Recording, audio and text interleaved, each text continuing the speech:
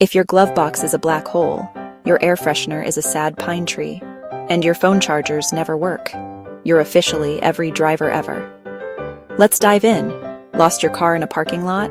Hit the lock button while spinning in a circle. Your car will beep and guide you. Foggy headlights. Rub toothpaste on them, scrub, rinse, and watch them shine. No phone holder? Use a rubber band around your vents. It'll hold your phone steady for maps.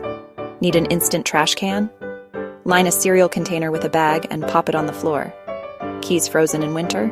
Heat your key with a lighter, carefully, and slide it right in. Cup holders gross? Silicone cupcake liners catch the gunk and wash right out. Bad smell? Clip a dryer sheet to your air vent for instant freshness. Sun in your eyes? Keep an old credit card handy to scrape frost or use as emergency sun visor. Windshield wipers streaky?